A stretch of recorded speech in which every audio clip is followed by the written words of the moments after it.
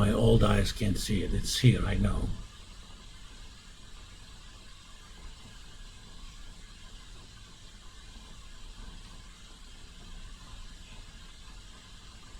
Anyway. And do you guys know the difference between 1900 and 1904 in terms of calendar? The year 1904 has a February 29th in it. The year 1900 does not. Before we had better computers, computers represented the years as 2 digits, hence the so-called Y2K clock. Okay? The year increased from 99 to 00. That's considered the Y2K clock. You know, given limited memories, those 2 digits meant a lot of space. And we don't have that problem anymore. That's why they started from 1900 or 1904 instead of going all the way back to Caesar's. You know, Julian. The Julian calendar starts sometime in 44 BCE, I think. Do you know why it's called Julian calendar? Anyone? Because it was designed by Julius Gaius Caesar, or Gaius Julius Caesar. He was the one who said that we should have an extra day in a year, because the day of the Saturnalia was keep shifting, okay? It didn't agree with the seasons anymore. Saturnalia used to be kind of a harvest festival that was supposed to happen at the equinox, and hence we have the Christmas, okay? In fact, Christmas is the old Saturnalia, and that also shifted. But there was even more of an error, so the current calendar we have is called the Gregorian calendar, named after the Pope Gregory the 11th, I think, if I'm not mistaken. Every 4 years we have the leap year, except for the multiples of the 100, but for the multiples of 400, you still have it. So we had it February 29th, 2000, but we're not going to have a February 29 in 2100, and we didn't have one in 1900.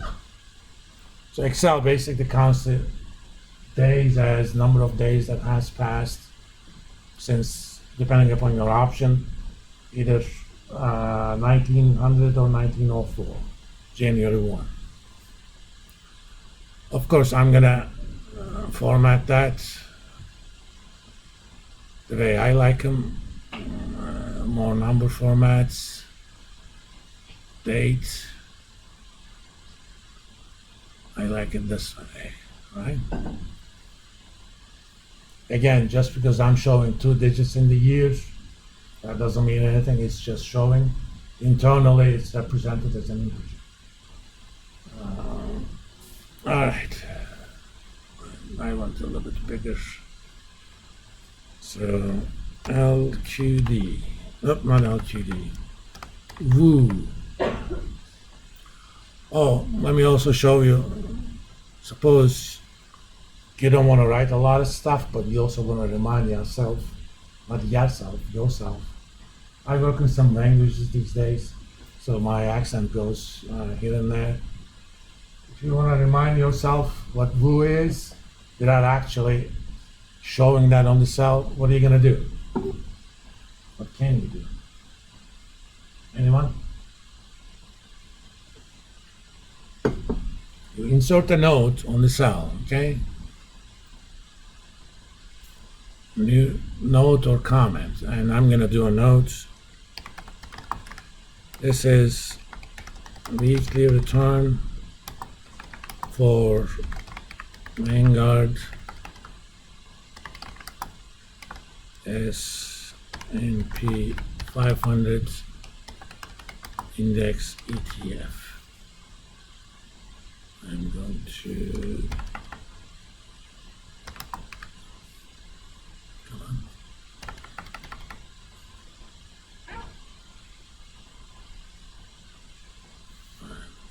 When I hover on that cell, it comes up. I think by default it's not by hover, but you can change that in the options. And you need to do these things just once for your own computer. Obviously, these things are deep freeze. If that's the case, you have to do it over and over again. I think it's under advanced. Let's see. Oh, okay. For cells with comments, show indicators only, and comments and notes on hover. You don't even have to click. If your mouse just hovers on that cell, the note pops up. And those of you who have taken classes from me already know that I view Excel sheets you have as a means of communication. I'm communicating something to an audience. Sometimes that audience may be me, but I'm kind of the abstract divine programmer, and I have two settings: the divine programmer setting and the user setting. As a user, I don't want to have to remember what who was, okay? 5 years from now, if I'm using this spreadsheet, I gotta have I have freakishly good memory, but I shouldn't rely on that. And I'm gonna just leave myself a note, okay? That's message in a bottle, message in a cell. That's my message to me, to my future me, the guy who's not divine anymore. I'm divine by my programming. Technically, this is programming. Programmers would call this low code and mild code. There's not much coding going on, but we're actually programming some sort of presentation. Some of that is numbers, some of them is charts, but with any presentation, you're communicating information. And this would be a nice little way of communicating that information. And I'm gonna go there and get all that return data, Control Shift down, copy, go back to ETF data, right click values, and I also want to right click the formats. I'm going to do the same thing for LQD.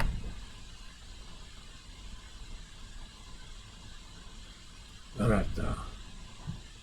By the way, when you do these things for homework, I don't give a damn about format, okay? This is not a CCT class or an English class. Not comments, notes.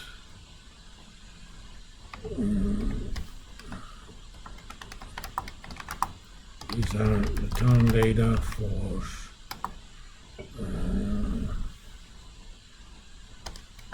I think iShares.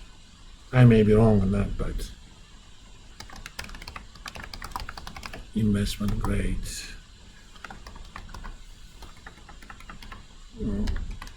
Corporate bond, ETF.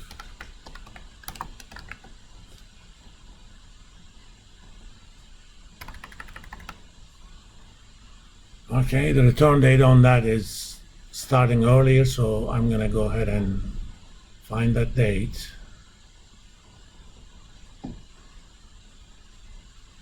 Control F, 0913, come on. 2010 was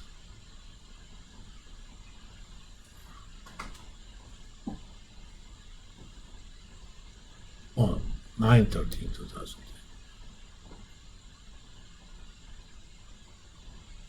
Because this looks for the exact text. And I'm gonna go to return data, Control Shift down key.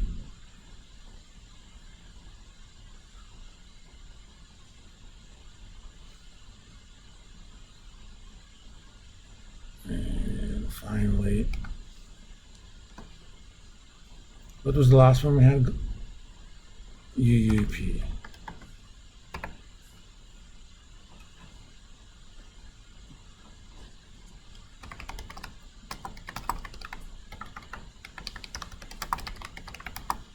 I'm not going to worry too much about grammar when I'm leaving a note. This is weekly return data for trade-weighted US dollar exchange rate.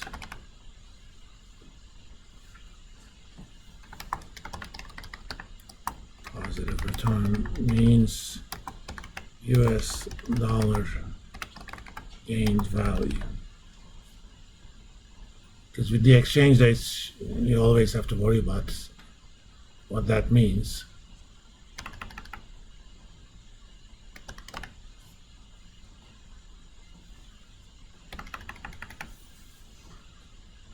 And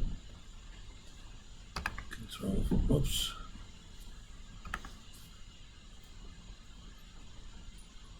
Good thing about those find, the last thing that you search for is still there, so you don't have to type it again.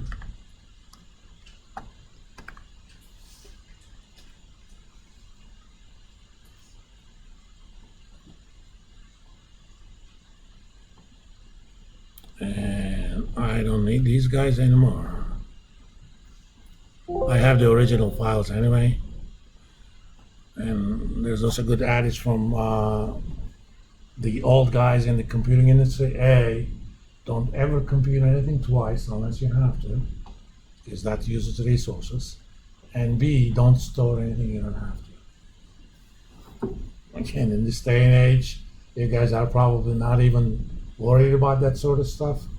Do you know how much memory the first personal computer I had, which was an Apple Macintosh Plus? Can you guess how much computer I had on that? How much RAM I had on that?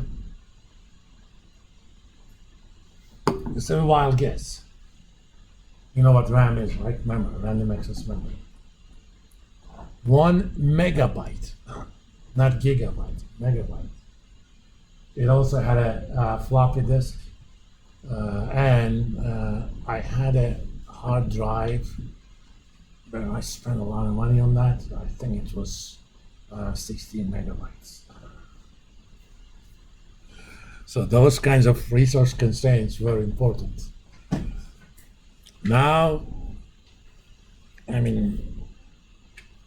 now an Apple Watch has more computing power and memory than the most advanced Macs in late 80s.